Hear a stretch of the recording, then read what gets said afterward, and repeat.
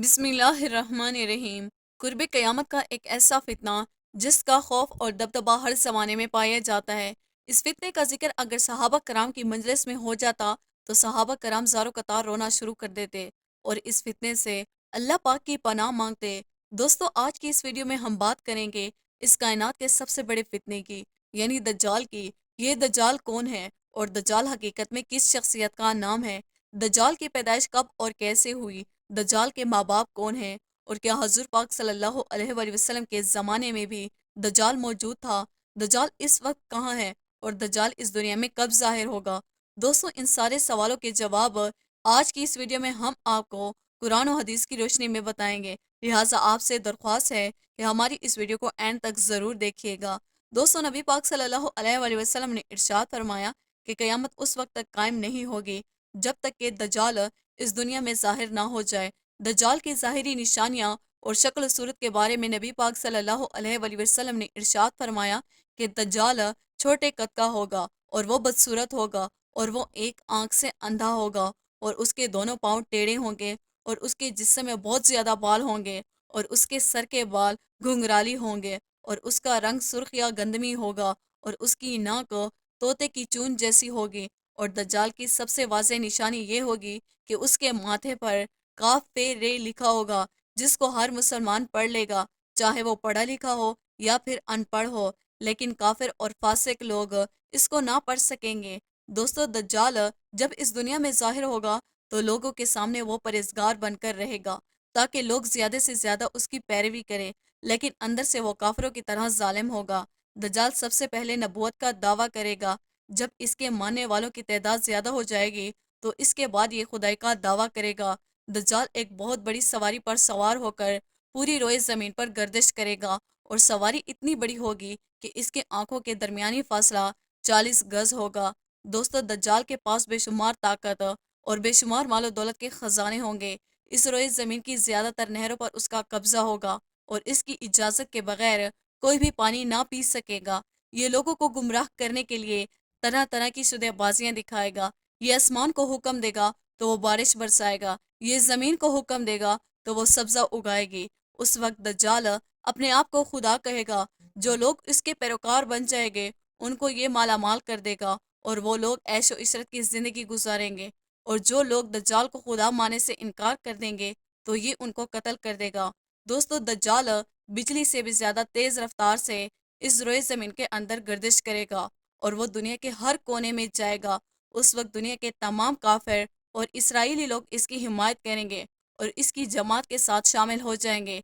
लेकिन जो सच्चा मुसलमान होगा वो इसको पहचान लेगा, वो इसको मानने से इनकार कर देगा। दज्जाल पूरी रोए ज़मीन में फितना और फसाद फैलाने के बाद मक्का मुकरमा और मदीना मुनव्वरा की तरफ रवाना होगा। जब ये मक्का में दाखिल होने की कोशिश करेगा तो उसको मक्का में दाखिल होने से रोक दिया जाएगा और आखिरकार मक्का से जलील ख्वार होकर मदीना मुनव्वरा की तरफ जाएगा। उस वक्त मदीना मुनव्वरा के 7 दरवाजे होंगे और हर दरवाजे पर अल्लाह तबारक व तआला की तरफ से एक नेहकाबान फरिश्ता मुकर्रर होगा जो उसको मदीना मुनव्वरा में दाखिल होने नहीं देगा। उस वक्त दज्जाल मक्का और मदीना के बाहर खड़ा होकर एक खौफनाक चीख मारेगा। उस वक्त मक्का और मदीना के अंदर जो भी लोग मुनाफिकीन होंगे वो उसकी आवाज़ सुनकर बाहर निकल आएंगे और दज्जाल के ग्रोह में शामिल हो जाएंगे। दोस्तों, दज्जाल 40 दिन तक दुनिया में रहेगा और आखिरकार इमाम मेहदी अलैहिस्सलाम और हज़रत ईसा अलैहिस्सलाम के साथ इसका मुकाबला होगा। उस वक्त दज्जाल का लश्कर दुनियावी एतबार से मुसलमानों से ज़्यादा मजबूत और ज़्यादा ताकतवर होगा।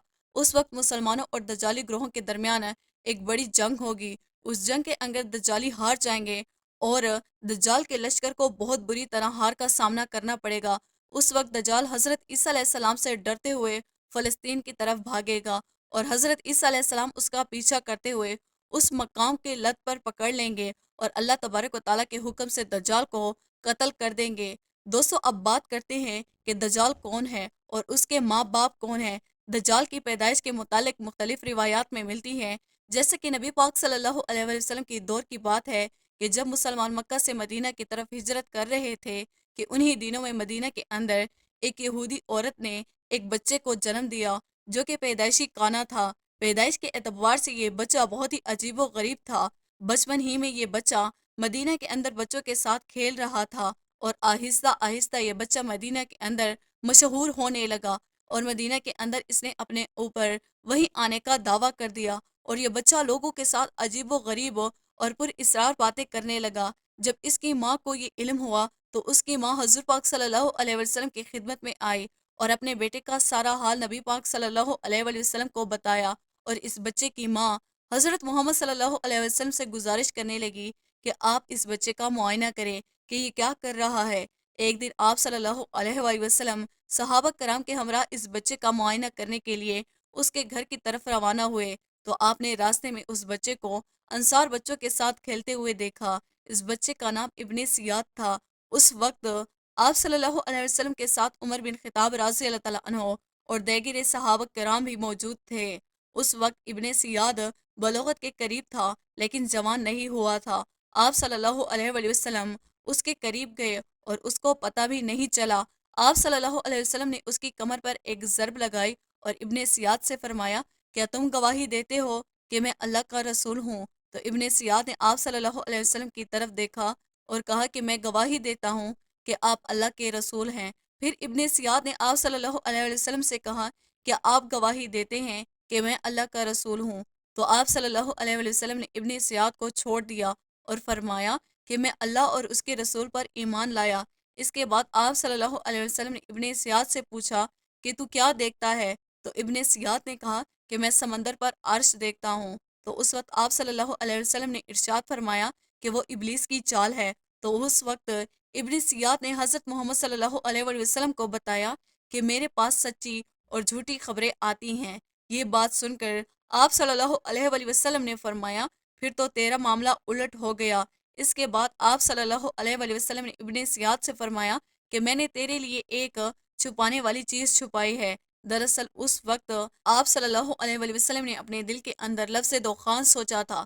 تو ابن سیاد آپ صلی اللہ علیہ وآلہ وسلم سے کہنے لگا کہ آپ نے دل کے اندر جو چیز چھپائی ہے وہ الدخ ہے۔ تو اس پر آپ صلی اللہ علیہ وآلہ وسلم نے فرمایا کہ ذلیل ہو جا، تیری قدرت پڑھ نہیں سکتی۔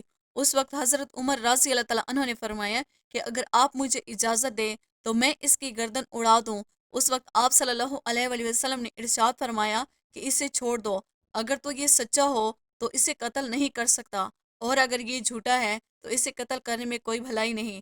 دوستو، مدینہ کے لوگ ابن سیاد کے بارے میں کہا کرتے تھے کہ بعض شیاطین اس کے پاس آتے تھے اور اسے عرش الہی کی خبریں دیا کرتے تھے، جبکہ آپ صلی اللہ علیہ وآلہ وسلم نے ابن سیاد کے بارے میں سکونت اختیار کی ہے، کیونکہ آپ صلی اللہ علیہ وسلم کی طرف یہ وحی نہیں کی گئی کہ ابن سیاد کی حقیقت کیا ہے، جبکہ بعض لوگ ابن سیاد کو ہی دجال مانتے ہیں، اور چند صحابہ کرام کا خیال بھی یہی تھا۔ اور ایک دوسری روایات میں ملتا ہے کہ حضرت عمر رضی اللہ تعالیٰ عنہ آپ صلی اللہ علیہ وآلہ وسلم کے سامنے ابن سیاد کو دجال کہا کرتے تھے، لیکن آپ صلی اللہ علیہ وآلہ وسلم نے نہ ہی اسے بات کا اقرار کرتے اور نہ ہی انکار کرتے۔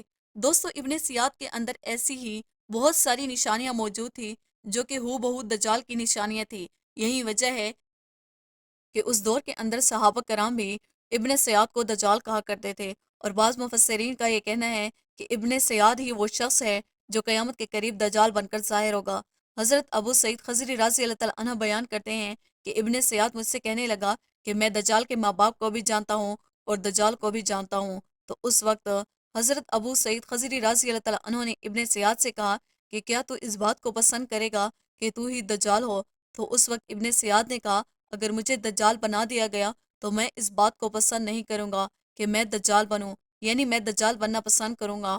دوستو، بعض مفسرین کا کہنا ہے کہ ابن سیال دجال نہیں ہے، کیونکہ یہ بعد میں آپ صلی اللہ علیہ وآلہ وسلم پر ایمان لایا تھا، بلکہ دجال حضرت سلیمان علیہ السلام کے دور میں جنات اور انسانوں کے ملاپ سے پیدا ہوا تھا، اور اس کے ماں باپ کو قتل کر دیا گیا تھا، اور دجال کو ایک جزیرے کے اندر قید کر دیا گیا، اور انسانوں اور جنات کے ملاپ سے پیدا ہونے والا بچہ یعنی کہ دجال آج بھی اسی جزیرے پر قید ہے، اور اس کے ساتھ ساتھ شیطان اس کو ہر بات کی وہیں پر خبر دیتے ہیں۔ دجال کی پیدائش کے بارے میں حضرت امام زکری رحمۃ اللہ علیہ بیان کرتے ہیں کہ دجال وہ فتنہ ہے جس کو اللہ تبارک و تعالیٰ نے اس وقت پیدا فرمایا جس وقت حضرت آدم علیہ السلام کو جنت سے نکالا گیا تھا، اور دجال کو بنا ماں باپ کے پیدا کیا گیا۔ دوستو، حقیقت تو یہ ہے کہ دجال قیامت کے قریب ظاہر ہوگا، اور اس کی جو جو نشانیاں ہوگی وہ آپ صلی اللہ علیہ وآلہ وسلم کے حدیث میں واضح طور پر مل جاتی ہیں، لیکن یہ دجال کہاں ہے، اور یہ کہاں سے آیا، اور یہ کیسے پیدا ہوا، اور اس کے ماں باپ حقیقی طور پر کون ہیں، اس کے بارے میں کسی کو کوئی علم نہیں ہے۔ اس کا علم صرف اللہ تبارک و تعالیٰ کی ذات کے پاس ہے۔ اللہ پاک ہی بہتر جانتا ہے کہ دجال حقیقت میں کون ہے اور وہ کیسے پیدا ہوا۔ اللہ تبارک و تعالیٰ سے دعا ہے کہ اللہ پاک اپنے پیارے حبیب حضرت محمد صلی اللہ علیہ وآلہ وسلم کے صدقے ہم سب کو دجال کے جال کے فتنے سے بچائے اور ایمان کی سلامتی کے ساتھ ہمیں زندگی گزارنا اور مرنا نصیب فرمائے، آمین۔ دوستوں، امید کرتے ہیں ہماری آج کی ویڈیو پسند آئی ہوگی۔ ویڈیو کو لائک اور سبسکرائب کرنا نہ بھولیے گا۔